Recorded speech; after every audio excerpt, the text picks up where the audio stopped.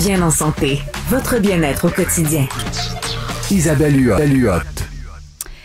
Comment s'entraîner de façon intelligente après 50 ans? Moi, quand je pense à la cinquantaine, je pense à moi, j'ai 54 ans, je me dis je suis moins en forme que jamais. Pourquoi? Parce que je travaille très, très fort. Là. Vous savez, j'ai 3 entreprises. En plus de mon travail dans le merveilleux monde des communications, j'ai moins de masse musculaire parce que je m'entraîne beaucoup moins qu'avant. J'ai plus de fatigue parce que je suis en ménopause, puis on dort pas toujours bien. Puis je manque d'énergie, évidemment, parce qu'on dort pas toujours bien. Donc, notre expert, qui est là toutes les semaines, plusieurs fois par semaine, vous l'adorez, vous me l'avez écrit, on l'aime beaucoup, Doc Boucher, il est au rendez-vous avec moi. Allô, Denis? Hey, bonjour tout le monde. Salut, ça va bien? Ben oui, qu'est-ce que tu dis à une fille comme moi, là, qui est début cinquantaine, qui est pas en forme, puis tu sais, si je veux m'entraîner, il faut que ça soit efficace parce que justement, j'ai pas de temps puis j'ai surtout pas d'énergie. Ouais, je te dirais une réponse plate en commençant, Isabelle, diminue tes attentes. Mm-hmm. J'ai pas d'attente, ça tombe bien.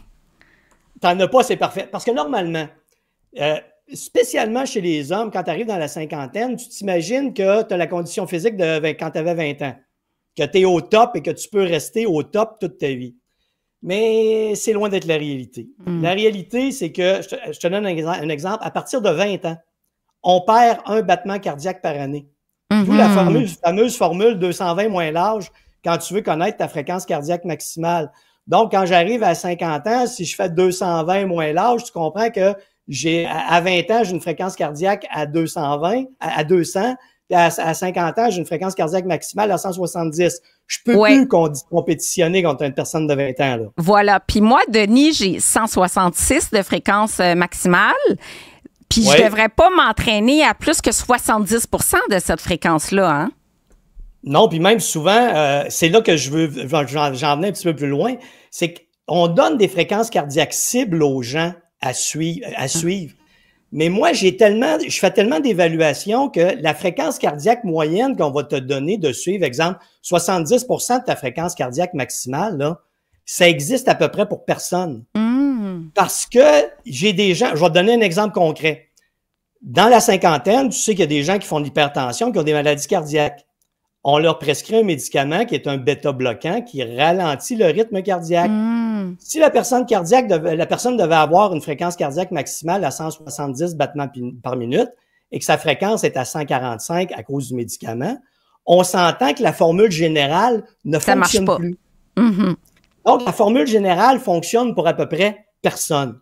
Ce qu'il faut avoir, c'est vraiment une évaluation. Si tu vas voir un kinésiologue, tu vas dans un centre d'entraînement, tu te fais évaluer. Et si on te dit, hey, tu vas fonctionner avec la formule standard pour tout le monde, faut que tu te rappelles que t'es pas tout le monde, t'es pas standard, tu as tes particularités. Ça, c'est bien important. L'autre chose qui arrive, c'est que... Oui, ben c'est ça. En fonction de la perte de masse musculaire, quel type d'entraînement on devrait privilégier justement pour ralentir cette perte-là de muscles? Hey, j'adore les exercices avec bande de résistance, j'adore les exercices de pilates, j'adore les exercices de yoga avec un peu de travail musculaire. Donc, tu n'as pas besoin d'énormément d'entraînement pour maintenir ta masse musculaire. Et l'autre chose qui est importante, le maintien d'un apport en calories suffisant et le maintien d'un apport en protéines suffisant. Si tu combines un entraînement musculaire de basse intensité régulier avec un apport en calories et en protéines suffisant, tu vas faire augmenter ta masse musculaire. Et je le vois chez mes clients en ménopause, je le vois chez mes clients, il y a un gain de masse musculaire quand tu arrives avec ces stratégies.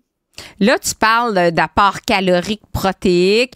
On pense à une personne moyenne sédentaire, là, mettons comme moi. Faut pas aller à ce moment-là en bas de 1800 calories, là, j'imagine, si on veut gagner en masse musculaire, retrouver dans un contexte où, par exemple, il n'y a pas de perte de poids, là. Ben, si t'es dans un contexte sédentaire, je te donne un exemple, ton métabolisme est de 1500 calories, je vais te dire consomme approximativement 1600 calories, fais tes entraînements de base, si tu as faim à la fin de la journée, rajoute un 100-150 calories.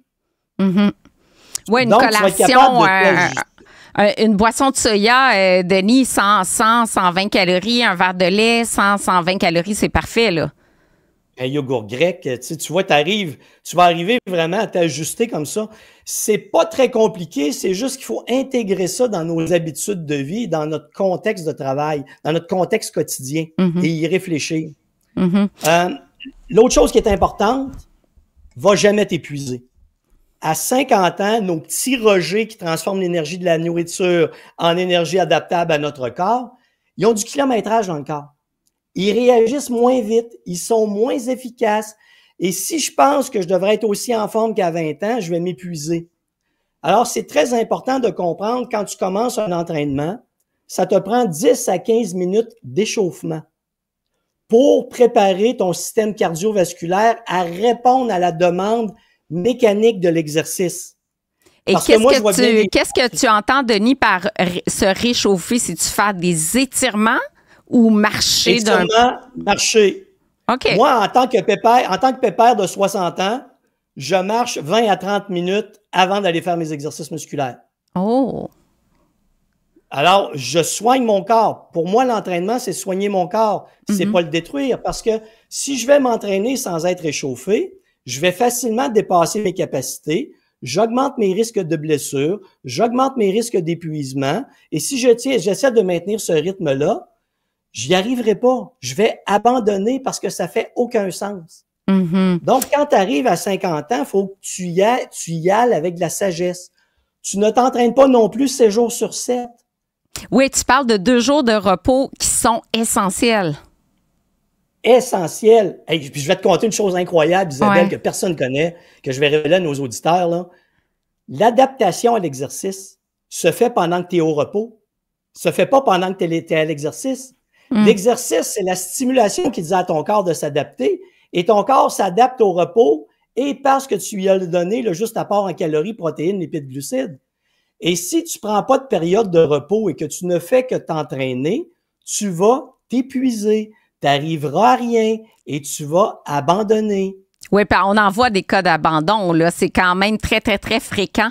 Quand tu dis 2 jours de repos, est-ce que le fait de prendre tous les week-ends off, par exemple, j'imagine c'est moins bon que de fractionner les journées de repos dans la semaine? Oui, je fractionnerais les journées de repos. Si tu n'es pas capable, c'est les seuls moments que tu as à t'entraîner dans la semaine, ben prends ton week-end. Et même, je te dirais, ajoute une période d'une journée de repos. Fais 4 entraînements par semaine, ça va être suffisant. Parce que les gens ont toujours la notion du toujours plus de conditions physiques. Mais en réalité, ta condition physique va plafonner. En fonction du temps que tu as à mettre à l'entraînement, ta condition physique va toujours plafonner. Et c'est pas en faisant plus, c'est pas en faisant plus haute intensité que tu vas t'améliorer. Tu vas atteindre un maximum, comme je le vois chez les athlètes à un moment donné. Je vais leur dire, tu es au maximum de ta condition physique. Tu peux rien faire de plus, sauf travailler sur des détails. Mais et les détails sont le repos. Qu'est-ce que tu penses, Denis? Ouais. Je trouve que dans notre société, il y a de plus en plus de soif de performance, de compétition de haut niveau. Tu sais, c'est fou, là, les ultra-trails, les ultra-marathons, des compétitions où les gens se tuent littéralement l'entraînement en s'entraînant souvent 6 jours sur 7, mais de très, très haute intensité. C'est presque démesuré, non? C'est démesuré. Moi, tu sais comment j'appelle ça? Vous m'excuserez, là, je vais être méchant. J'appelle ça l'entraînement de clown. Ouais. C'est épouvantable comment ça me décourage de voir ce genre de choses-là où on est fier de s'épuiser. Et quand j'évalue la condition physique des gens qui s'épuisent, je te rappelle, Isabelle, que je l'ai déjà dit, leur condition physique n'est pas supérieure à quelqu'un qui marche. Ça, c'est hyper intéressant ce que tu dis, Denis, parce qu'on a tendance à se comparer et à dire, ben, regarde, moi, avec ma marche, je suis vraiment pas sportive. Hey, tu serais étonné. Hey, c'est de là que vient la rédaction de mon livre « Courir lentement afin de courir plus vite et plus longtemps ». Je mesurais des gens qui s'entraînaient 10-15 heures par semaine à haute intensité. J'arrivais avec des gens qui marchaient 3 à 5 heures. J'avais le même niveau de condition physique. Donc, il y a quoi qui ne va pas dans l'entraînement de haute intensité. Ce n'est que de l'épuisement. Ce n'est qu'une perte de ressources, ce n'est que vider ses réserves énergétiques et le corps n'est pas capable de s'adapter. Et si ton corps ne s'adapte pas, tu n'améliores pas ta condition physique. Exact. Je sais que c'est contre-intuitif. Non, c'est contre-intuitif, mais c'est accessible. C'est ce que j'aime de ton discours. C'est tant du point de vue de l'alimentation que du point de vue de l'activité physique, c'est accessible parce que c'est progressif, puis c'est surtout efficace, tu as des résultats. Tu te tues pas Oui. à l'effort. Et du côté nutrition, tu n'es pas en privation. Tu l'as dit sur plusieurs épisodes. On n'est pas là. Hein, il faut manger pour maigrir. Là, c'est quelque chose que tu as dit dans un des épisodes passés. Ouais. Que plusieurs m'ont parlé de cette émission-là, à l'effet que, hey, enfin, on peut manger plus et perdre du poids. Oui. Puis on peut bouger moins et être plus en forme. Oui. C'est parce que la physiologie de l'effort et du métabolisme, c'est très peu connu. Et c'est pour ça que j'ai ce discours-là depuis toutes les années que je travaille dans l'évaluation du métabolisme, parce que ce qu'on vous dit, ce sont des croyances et ce ne sont pas des choses mesurées. J'ai passé 20 laboratoires à mesurer des métabolismes. Donc, je le vois, cette évolution, cette transformation, et ce qui affecte le métabolisme. Mais la croyance populaire depuis les années 70, c'est « épuise-toi l'entraînement ». Tu vas avoir des résultats, tu vas être extraordinaire quand la réalité est totalement différente. Je commençais... En plus, c'est trop simple pour être appliqué, là. Ouais. Il y a plein de gens qui nous entendent, c'est tellement logique, mais je pense pas que ça va marcher. C'est vraiment trop simple ce que Denis dit.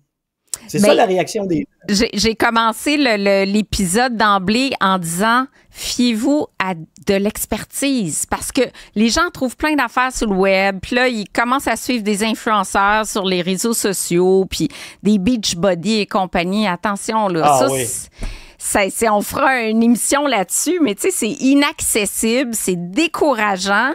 Puis ça donne pas des résultats sur la santé qui sont plus intéressants que ce que toi, tu proposes. Alors, Denis, c'est déjà terminé. J'invite les gens à aller sur denisboucher.com. Tu as ton programme Maigrir intelligemment, mais surtout tes livres. Tu en as écrit combien de livres? Je suis rendu une vingtaine.